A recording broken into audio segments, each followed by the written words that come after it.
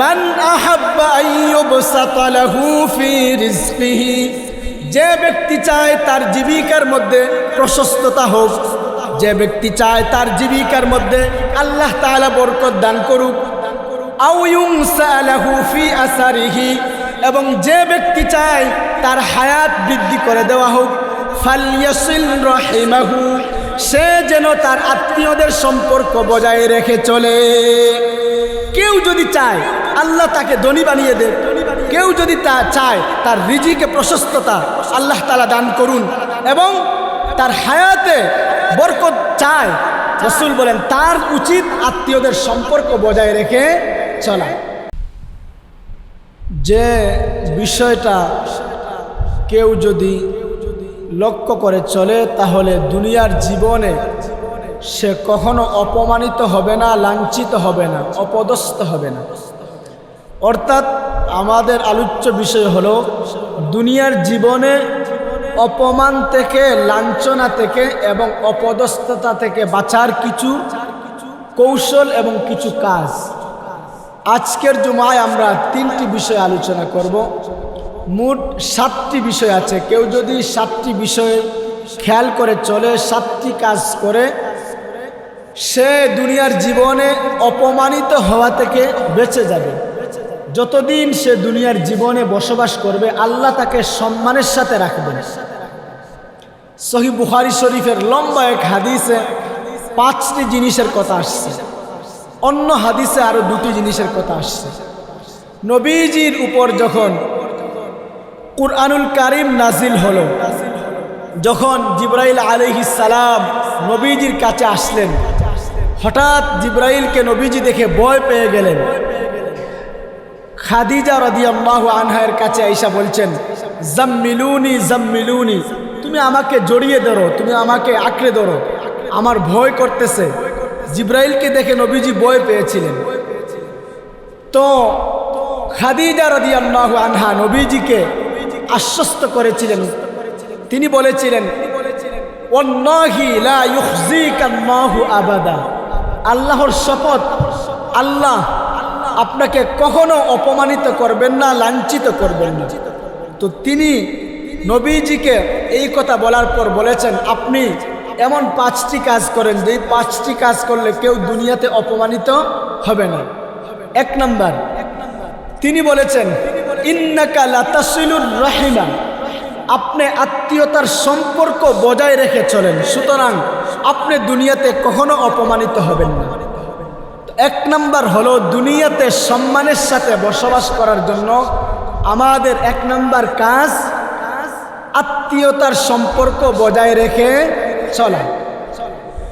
এই আত্মীয়তার সম্পর্ক সম্পর্কে আমরা কয়েকটি কথা শুনব। শুধু আত্মীয়দের সম্পর্ক রক্ষা করলে কি লাভ, এই লাভগুলো আমরা শুনব। 1 নাম্বার,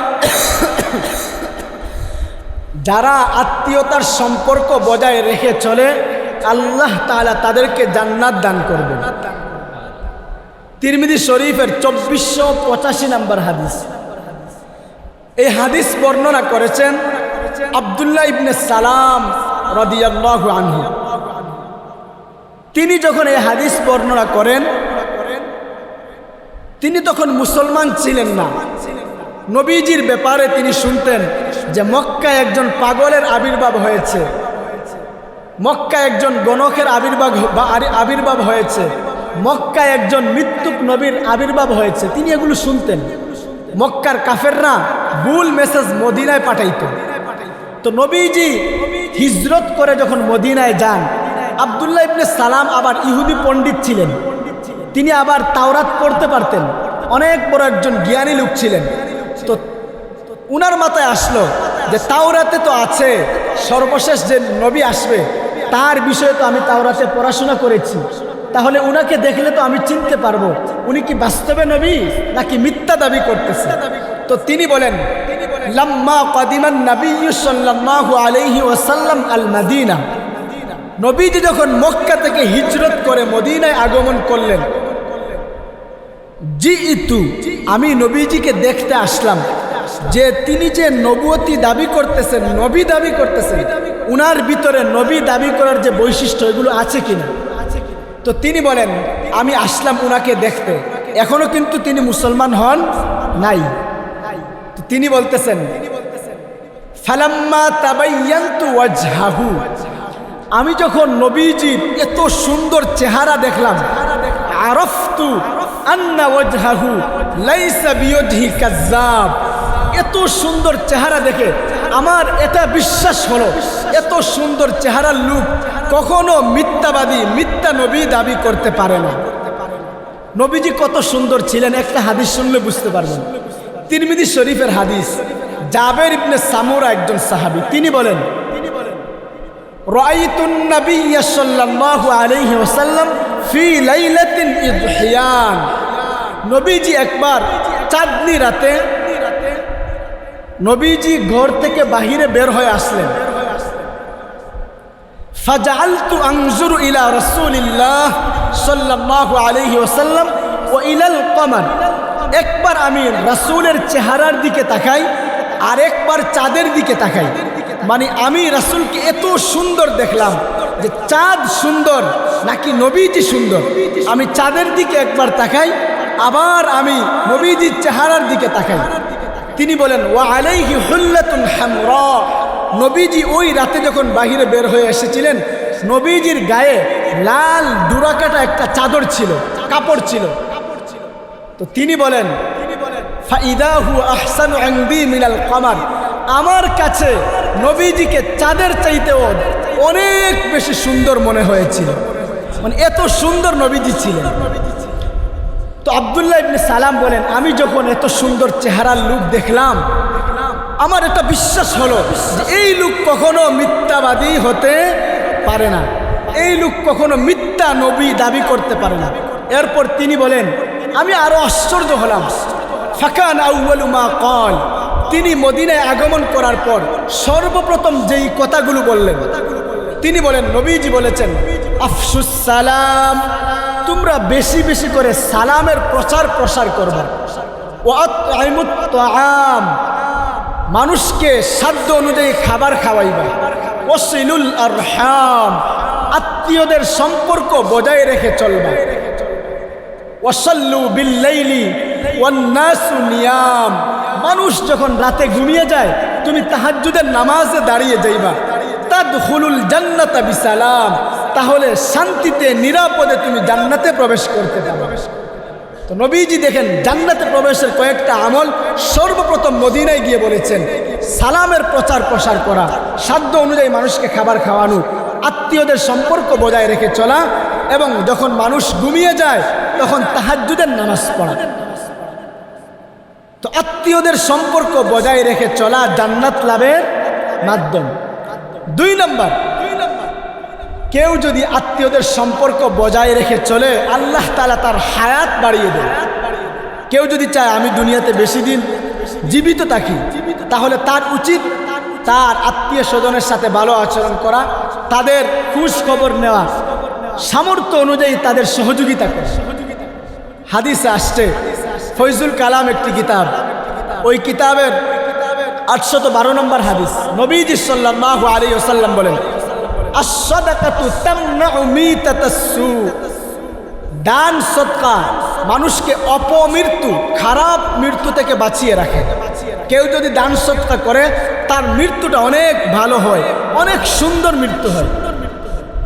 ওয়াল বিররু জিয়াদাতুন ফিল উমর, আর ভালো কাজ মানুষের হায়াত বাড়িয়ে দেয়। আত্মীয়দের সম্পর্ক এটা ভালো কাজ, কেউ যদি আত্মীয়দের সম্পর্ক বজায় রেখে চলে আল্লাহ তাআলা তার হায়াত বাড়িয়ে দেবে। তো 2 নম্বর হলো আত্মীয়তার সম্পর্ক বজায় রাখা নিজের হায়াত বৃদ্ধির কারণ। 3 নম্বর, কেউ যদি আত্মীয়দের সম্পর্ক বজায় রেখে চলে আল্লাহ তাআলা তার রিজিকের মধ্যে বরকত দান করবেন, আল্লাহ তাআলা তার জীবিকার মধ্যে বরকত দান করবেন।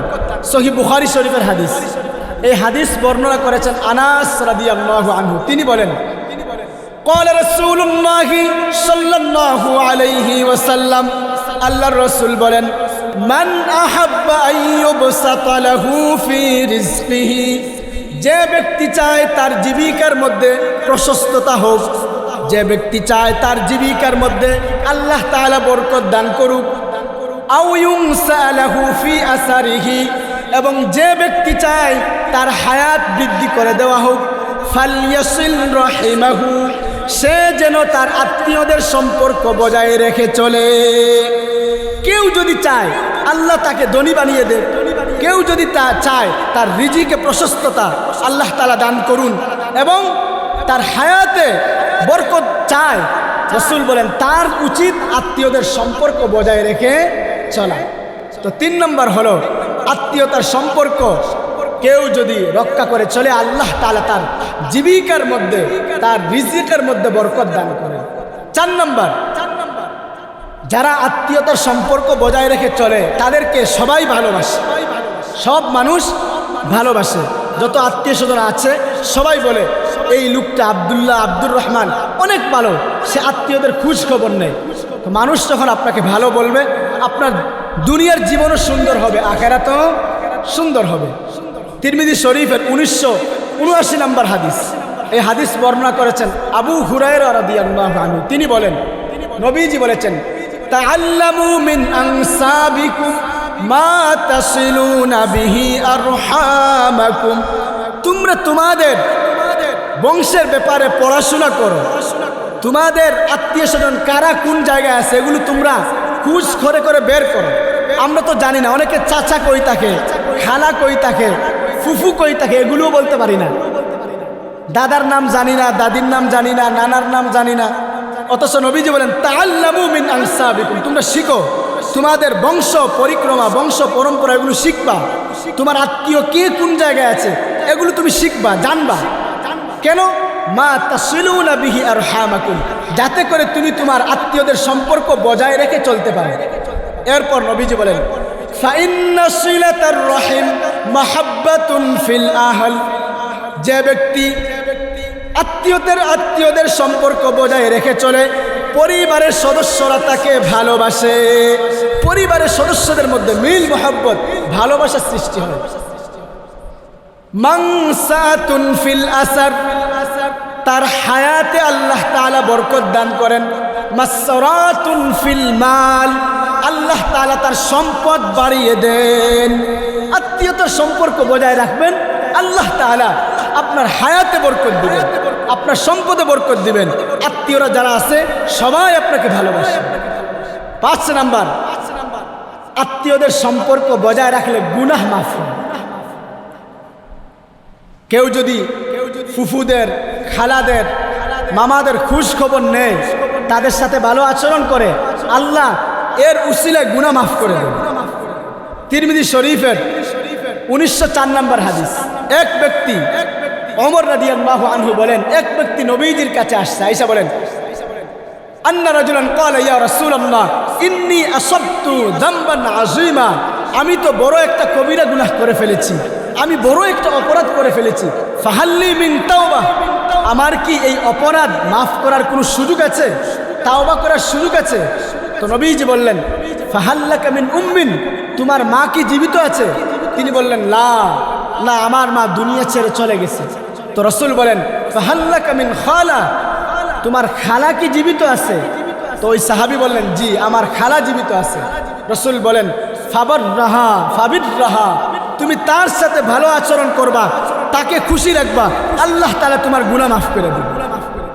এজন্য আত্মীয়দের সাথে ভালো আচরণ করা, তাদেরকে খুশি রাখা, এটাও গুনাহ মাফের একটা মাধ্যম। এই হাদিসে আসছে, রাসূল বলেন, আল খালাতু বিমানজিলাতিল খালা হলো মায়ের মতো, খালা মায়ের মতো, অথচ আমাদের খালাদের কোনো খোঁজ রাখি না। আরেক হাদিসে আসছে, আম্মুর রাজুলি সিনু আবি, চাচা হলো বাপের মতো, অথচ আমাদের চাচার সাথে অনেকে এরকম আছে 5 বছর যাবত কথাই বলে না, আছে না এরকম? অথচ চাচা বাপের মতো। হাদিসে আসছে, খালার সাথে কোনো সম্পর্ক নাই, খালা মায়ের মতো। আপনার মা জীবিত নাই, খালার খেদমত করেন, আল্লাহ তাআলা আপনার গুনাহ মাফ করে দিবেন। 6 নাম্বার, সর্বোত্তম সদকা, আমরা তো দান সদকা করি, সবচেয়ে দামি সদকা হলো যে আত্মীয় আপনার সাথে শত্রুতা পোষণ করে, সেই আত্মীয়কে আপনি সহযোগিতা করা, সেই আত্মীয়র সাথে ভালো আচরণ করা।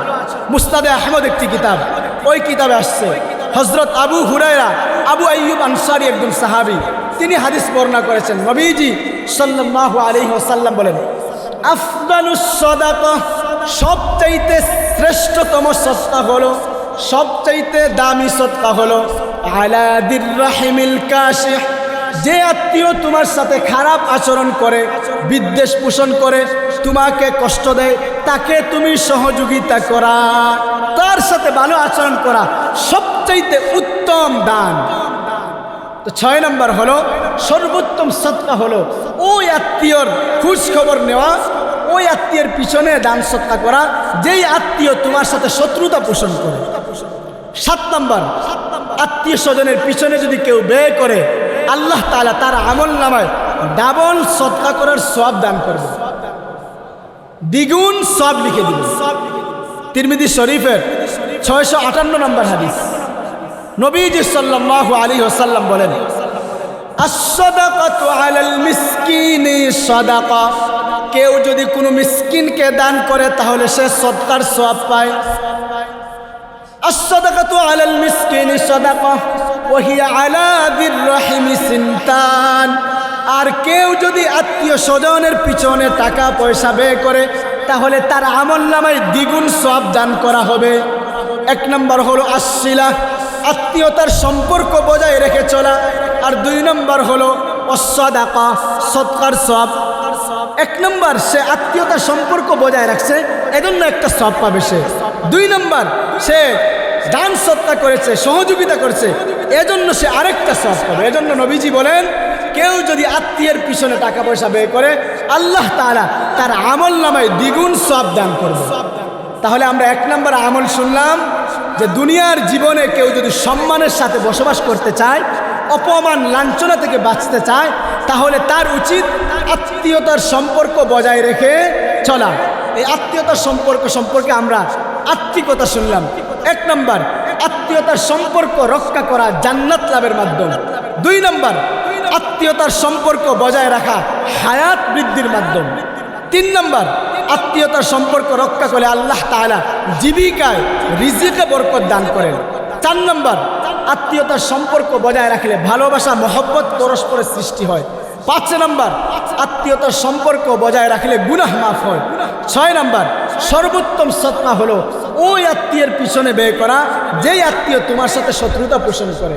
7 নম্বর, কেউ যদি আত্মীয়ের পিছনে টাকা পয়সা সময় শ্রম দেয়, ব্যয় করে, আল্লাহ তাআলা তার আমলনামায় দ্বিগুণ সওয়াব দান করেন।